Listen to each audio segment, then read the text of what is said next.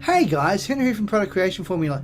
In this video, we're going to be talking about 10 tips on how you can improve your PowerPoint presentation and your how-to videos.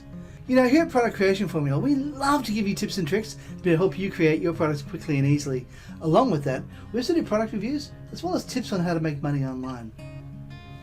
So if that sounds like something that would interest you, how about you smash the like button as well as subscribe and hit the bell icon so you can be notified whenever we upload more videos. Alright, so let's get started. Now, if you're going to be creating a PowerPoint presentation course, make sure you include your transitions as well as your animation. There's nothing more boring than watching a video come up and it's just point flash up, point flash up, point flash up, point flash up, point flash up. It is dead boring, and it's what they often call death by PowerPoint because people zone out. But if you can do flashy little animations, don't overdo it. Keep the same one for every slide you do. Keep the same transition for all. Don't come in from one angle, then on another angle, then come in, doing something flashy and doing all sort of stuff. Just be consistent through your presentation and when you're doing your transitions, as well as when you're doing your animations. Guys, point number 2 is make sure you include images. There is nothing more boring than watching a blank screen with just words on it. Seriously, images as well as videos help the customer or the audience to get more engaged. You see, there is nothing more boring than seeing something just flash up on a screen or even transition onto a screen and then have it just go there and boring. People are visual people and they want to see some images.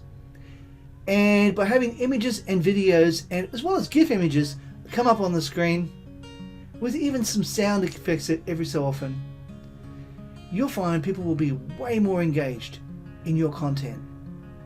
Tip number 3, when you're creating your PowerPoint slide, be consistent with your theme. If you decide to put a theme, other than just a blank page, you decide to put some sort of theme on the side of the page, make sure the theme is consistent all throughout your entire course.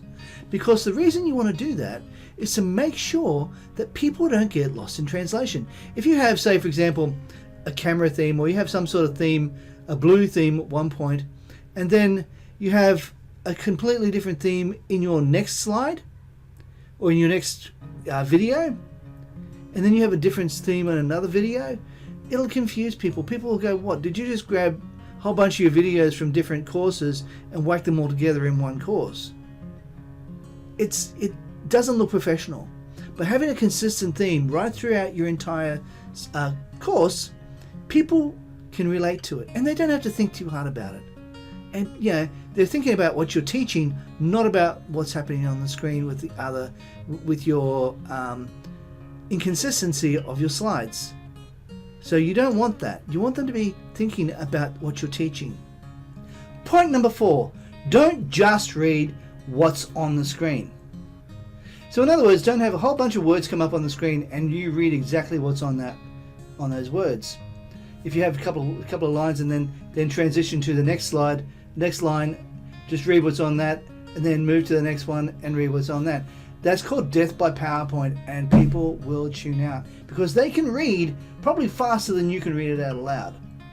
And people will get bored with your video really, really quickly. So please make sure that when you do it, just one point and then you expound upon it from there. Point number 5 is when you create your PowerPoint slide, make sure you create it all in one presentation, separating each course with a cover page. This way you can just be continuing to do what you need to do and you can keep a consistent theme all throughout. Point number 6, make sure you record your entire presentation in one sitting. Now if you happen to make a mistake while you're doing your presentation, clap, and then you'll be able to see where that is in your presentation. During your timeline, you'll see a spike, a sudden sharp spike, and that is when you know you have to go checking it to make sure you haven't made a mistake. Tip number 7, try and make sure that when you create your videos, just use the points and don't use a script. Because when you're reading a script, a lot of the times you don't sound natural. And if you want to sound natural in your course, then make sure that you just use the points and you expound upon the point. Try not to read from a script, because that does sound like you can become quite robotic. So yeah, try and just be a lot more natural. And you'll be a lot more relatable too. Tip number 8. Make sure you really practice your how-to videos. Of course, it's going to be inevitable that when you're recording your video, that you're going to come across problems while you're in the middle of recording it.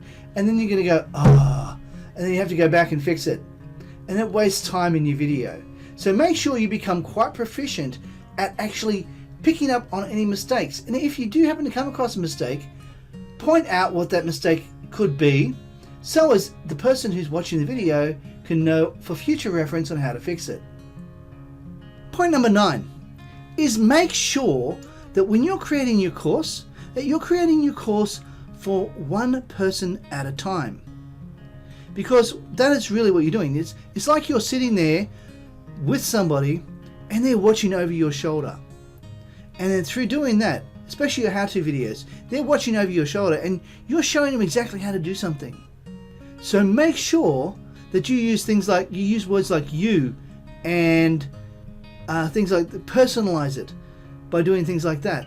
Don't just go, now you all, or anything like that, because you don't want to be grouping people together, because you're most likely going to only be having one person at a time watching your videos. It's very unlikely you're going to have a group of people sitting around a computer watching your videos. So it'll be one person at a time. So when you create your course, make sure you create it for an individual, not a group of people.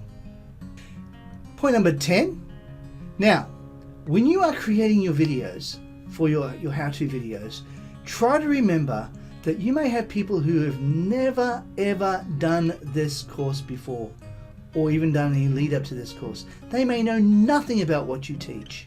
If you're actually doing a screen share presentation and you're showing somebody how to do something on your screen, you need to be really careful and make sure you say, go over here to the top left hand side or top right hand side, and just basically direct them to where you want them to go. So top left hand side, top right hand side, wherever it happens to be, you've got your mouse. Let's face it, the little cursor is quite small, and unless you expand the size of it or you put a yellow dot around it, it's going to be hard to see. So if you can direct them to where you want their eyes to look, you'll have a much better chance of being able to show them exactly how things are done. Okay guys, if you got some benefit out of this video, how about you smash the like button as well as subscribe and hit the bell icon so you can be notified whenever we upload more videos. Guys, I just want to say thank you for watching, and we've now hit the 60 subscriber mark. I just want to say thanks for all of you guys who have been watching and subscribing. I really hope you're enjoying the content. Okay guys, thanks very much, and we'll see you in the next video. Bye for now.